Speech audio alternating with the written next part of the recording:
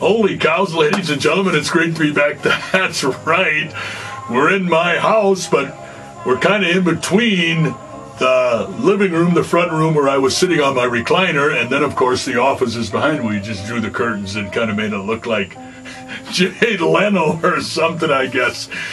Well, I have lots and lots of crazy stuff to tell you. You know, I've been talking about some of the wrestling shows, and then I explained to you who's wrestling who, and then when the wrestling match is over, I explained to you kind of how it all ended up and this and that.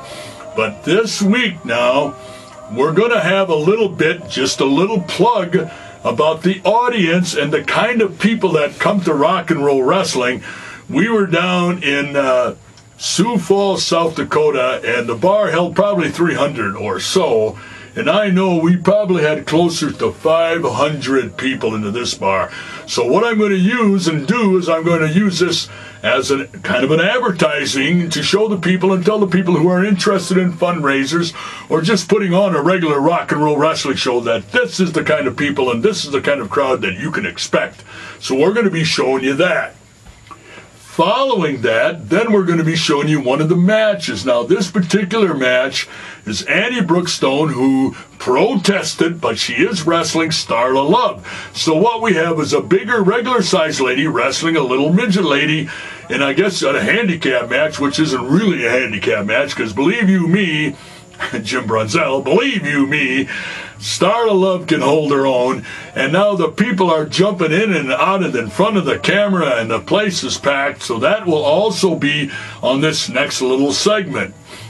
Now, another thing is I've been getting cards and letters and people on the email that they were always reminding me or telling me that, of course, the days of riding on the road, the days of living in Portland, Oregon and wrestling there for 4 or 5 months, driving and traveling with the boys, and then going down to San Francisco and wrestling for that organization, and then traveling on the road for 6, 8 months, Vancouver, British Columbia, all these places.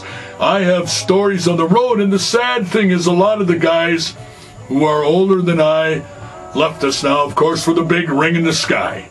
So there aren't many of the boys anymore who remember those traveling stories. And I have tons and tons of people that always say, hey, Rock, we would love to hear these traveling stories. Well, I'm going to tell you one now. This is true.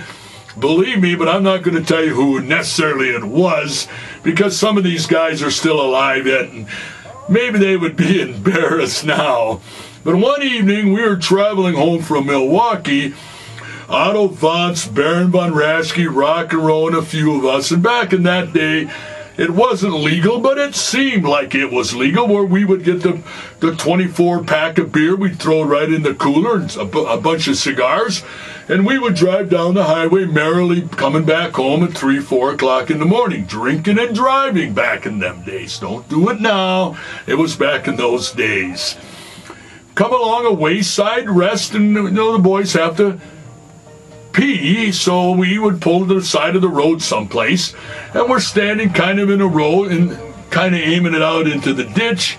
And the next thing I know, and I go to myself and I look up in the air there, and it's a beautiful evening, full moon, stars are shining, and I look at the Baron alongside him and says, God dang, Baron, it's raining out. What do you mean it's raining out? So we turn around, we take a look, and one of our wrestling friends is up on top of our van, that's right, and he's peeing on all of us, having a time of his life. That's only one story, I'm telling you. I've got thousands of them. So as the next weeks and as the next months and years go by, I'll be telling you lots more stories on the road, and who knows who I'll be picking on, because I have lots and lots of stories. Stay tuned. It's R, the letter N-R. R-N-R. Rock and Roll Wrestling, rnrwrestling.com. Of course, once you're on here, you can get onto the YouTube. You can get onto my Facebook. Any questions, any comments, get a hold of us at Rock and Roll Wrestling. We'll be back. We'll be happy to do it right for you. Of course, tell your friends, tell your neighbors, if you want to get a booking, R&R Wrestling, Rock and Roll Buxuma, we'd love to put on a show for you. Thank you.